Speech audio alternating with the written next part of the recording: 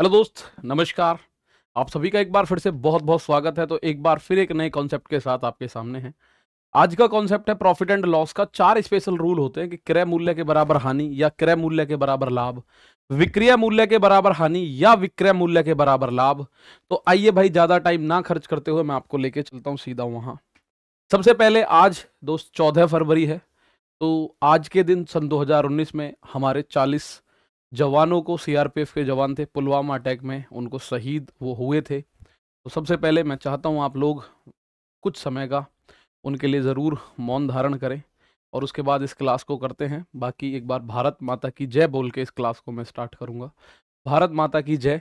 ये एक छोटा सा ट्रिब्यूट, एक श्रद्धांजलि है हमारे उन जवानों के लिए जो अपने प्राणों को न्यौछावर कर गए 14 फरवरी 2019 को। तो दोस्त आइए एक बार चलते हैं अपनी क्लास की तरफ। अब क्लास पे मैं आप लोगों को बताऊं सबसे पहले, ठीक है। सबसे पहले हालांकि देखिए, वो बहुत ज़्यादा सम्मान डिजर्व करते हैं सभी सोल्जर्स जो होते हैं। तो हम अपनी क्लास में उन सभी सोल्जर्स को बहुत ज़्यादा ये सम्मानित नज़र से देखते हैं और आप लोगों से भी ये रिक्वेस्ट है, कहीं आपको हमारे सोल्जर्स दिखें, भारत माँ के जो वीर सपूत हैं वो दिखें, उनको सम्मान दें, एक बार सैल्यूट करें ज़रूर उन्हें। और एक बार जैसे कई बार होता है कि ट्रांसपोर्टेशन में आप होते हैं तो उन्हें स्थान दीजिए, ठीक है, ताकि उन्हें लगे कि हाँ, जिसके लिए हम ये सब करते हैं वो लोग भी हमारे लिए बहुत ज़्यादा सोचते हैं। तो आज मतलब बहुत ज़्यादा ये है कि दिल भरा हुआ है, आप लोगों का भी भरा हुआ होगा, क्योंकि एक ऐसी घटना, कायराना हरकत करी गई थी।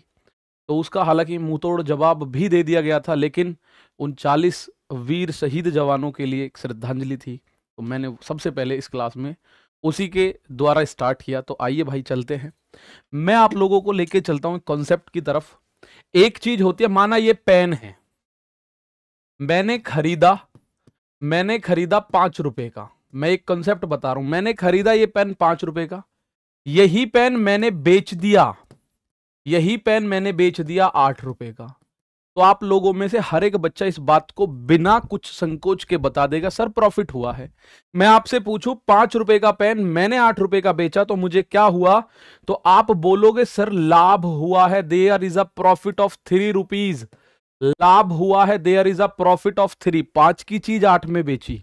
मैं आपसे कह रहा हूं पेन मैंने यदि खरीदा होता 5 रुपए का, कॉस्ट प्राइस जो होता है खरीदा होता 5 रुपए का, और वही पेन यदि प्यारे दोस्त मैंने बेचा होता 3 रुपए का, तो इसका मतलब मुझे लॉस होता। क्या होता? मुझे लॉस होता। 5 की चीज 3 में अगर आप बेचते हो, भाई आप खुद सोचो, 5 रुपए की चीज आपने 3 में बेची तो लॉस हुआ, ठीक है।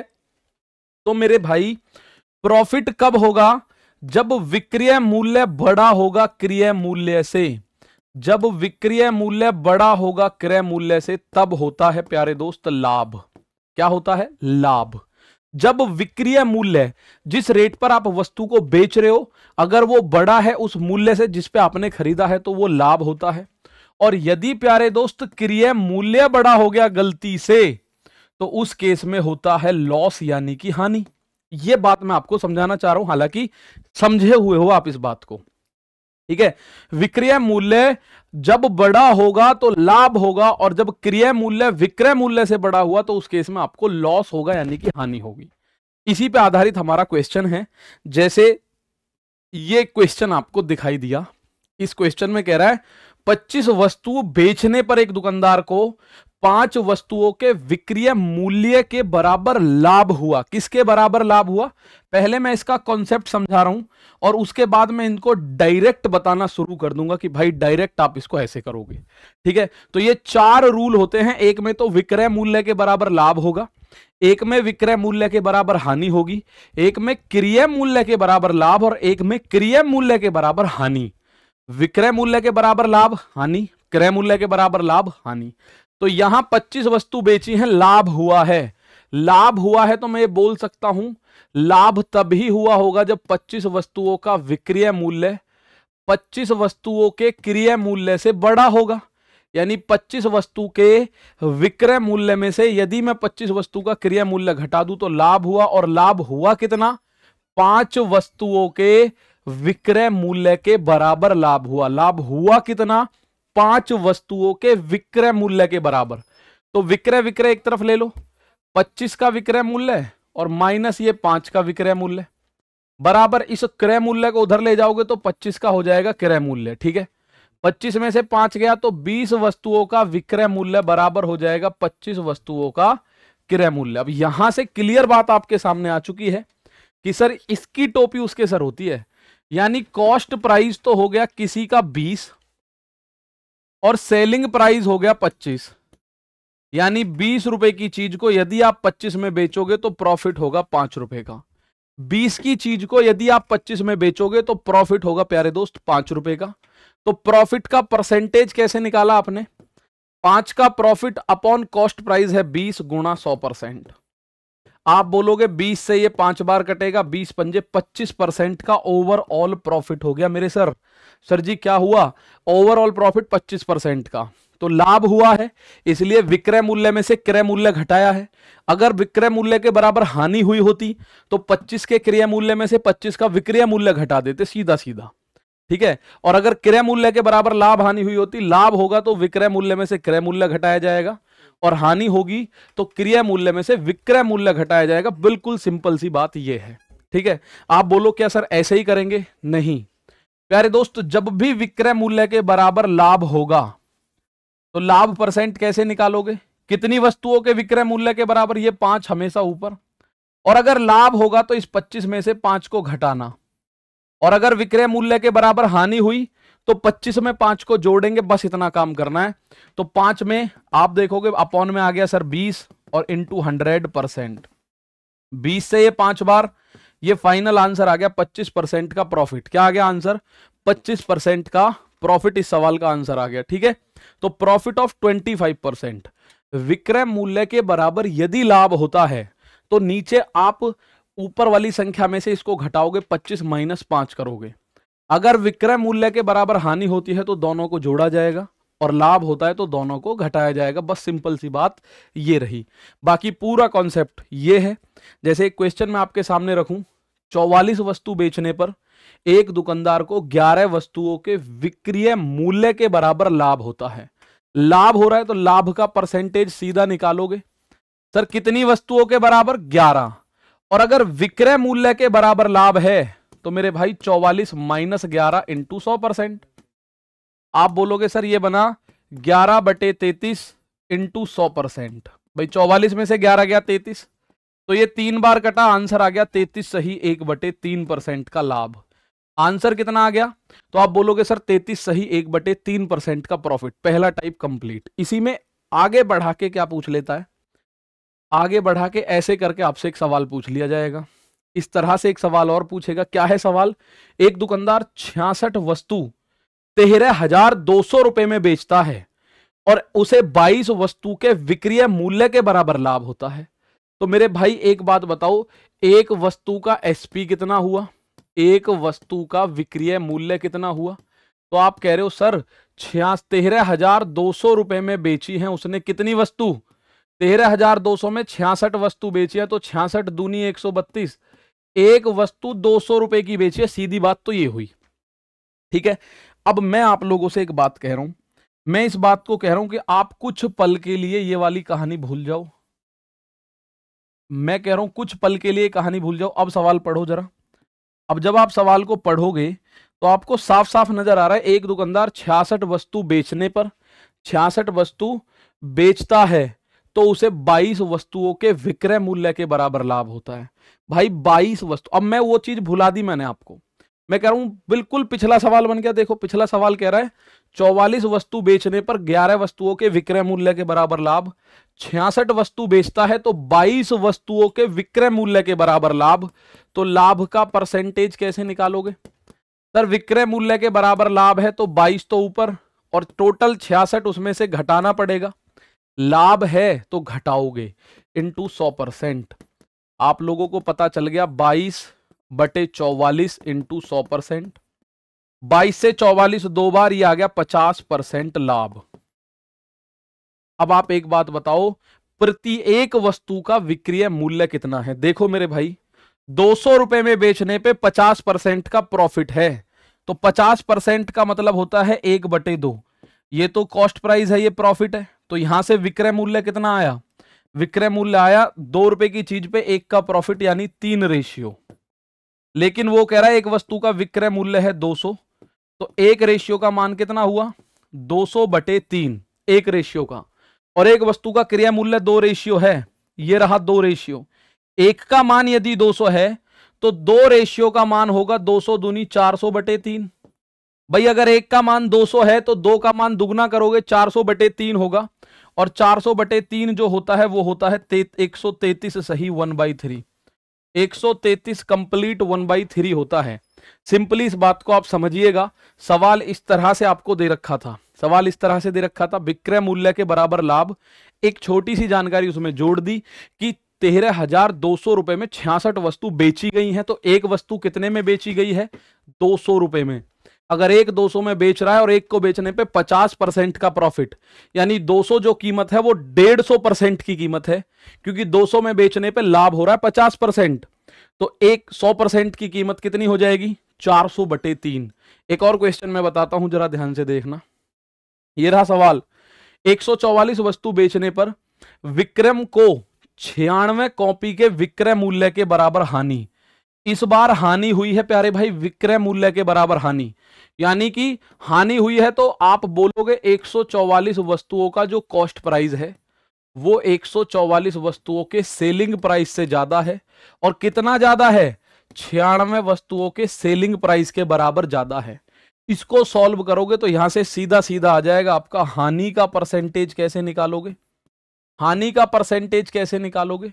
तो कितनी वस्तु है मेरे दोस्त 96 वस्तुओं के बराबर लाभ है। और मैंने बताया था यदि हानि है तो नीचे ये दोनों संख्या जोड़ देना।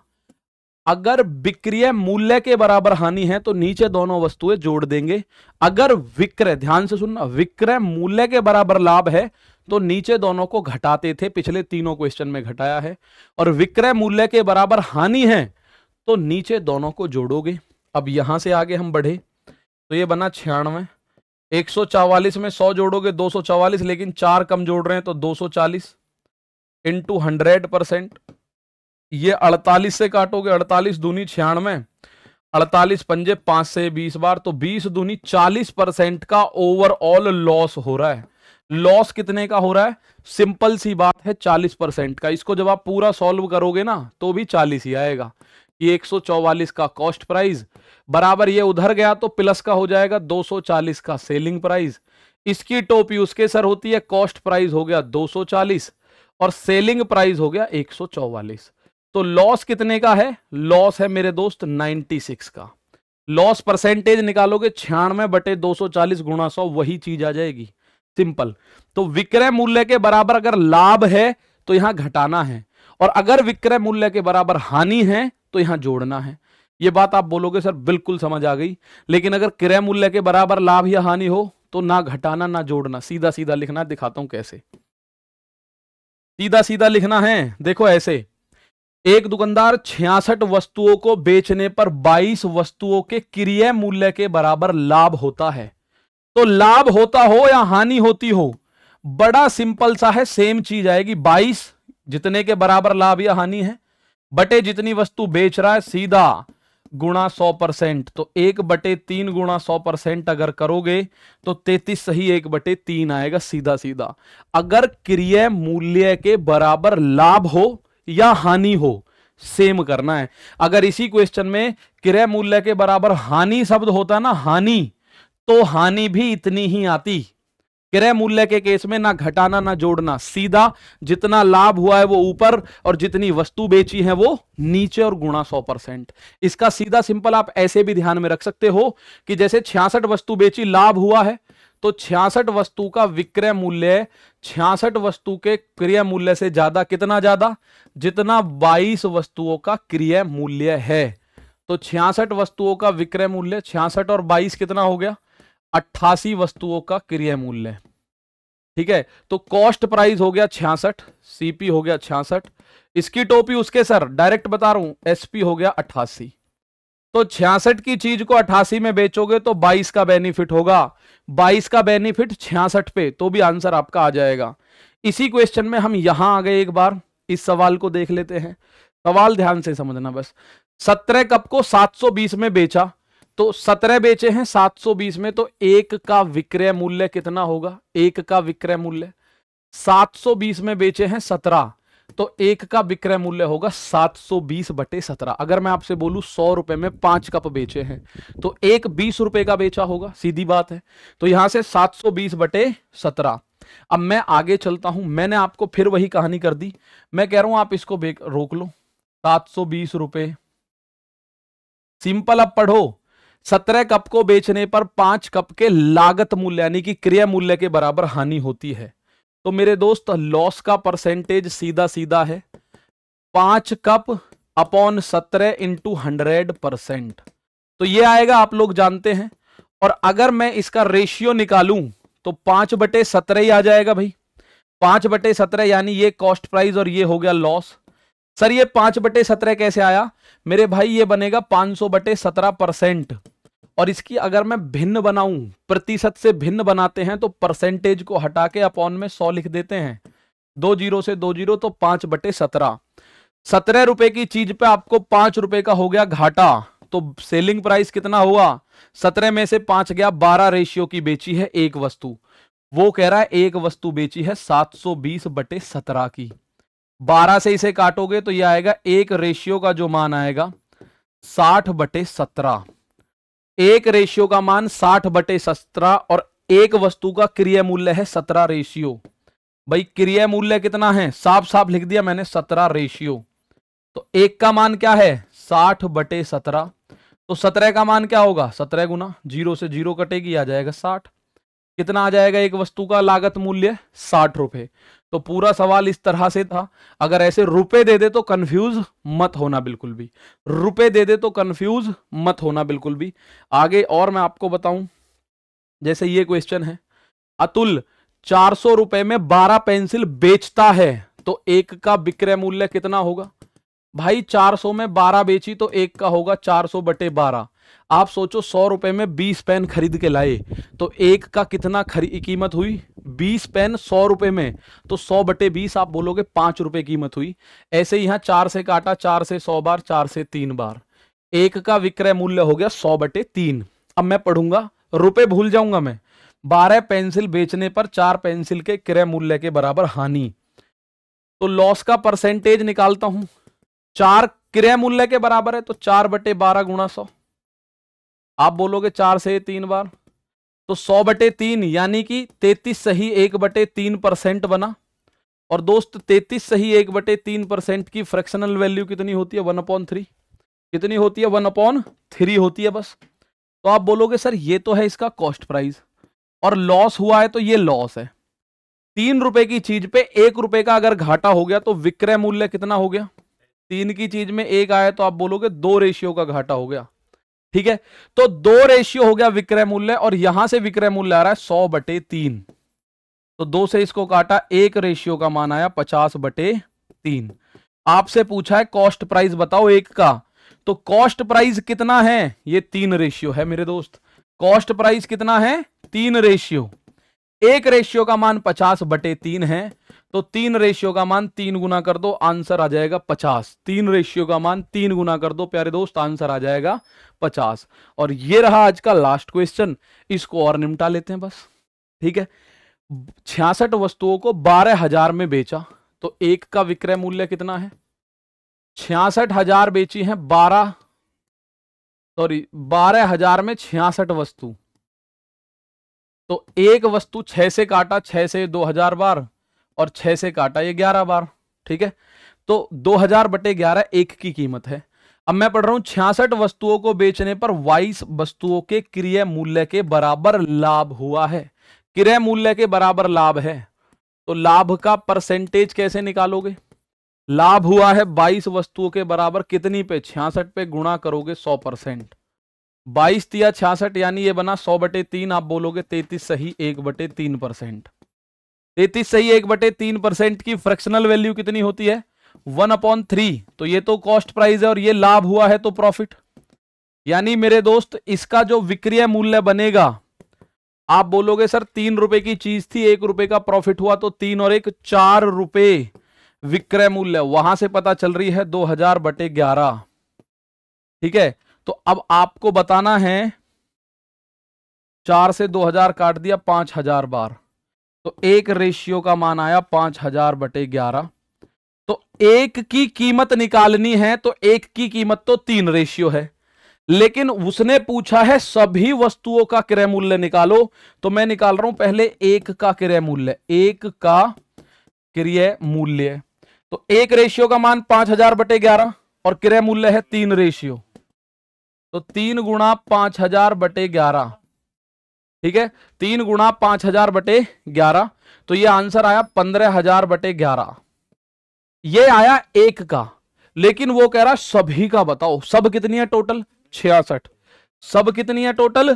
तो 66 का कितना हो जाएगा? 66 गुना, ये 6 बार कटेगा, 15 छिक्के 90, 15 छिक्के 90, 9000 आना चाहिए। तो हमने जो काटा है 2000, ये 500 बार कटेगा भाई, ये 500 बार कटेगा, तो 500/11 बनेगा, और 500/11 को 110 यहां से हटा दो, तो 1500 छिक्के 9000, 9000 आएगा सभी की कीमत। एक की कीमत 1500/11, सभी की कीमत 9000। तो ये आज का कॉन्सेप्ट था, और ये आपके होमवर्क का क्वेश्चन है। ये आंसर आपको देना है कमेंट बॉक्स में, ठीक है, कमेंट बॉक्स में आंसर देना, साथ ही साथ बताइएगा कैसा लगा। और अभी और वीडियोस आपकी लाइन में है, कतार में है। तो दोस्त फिर मिलते हैं अगली क्लास में, तब तक के लिए प्यारे भाई थैंक यू। जय हिंद, जय भारत।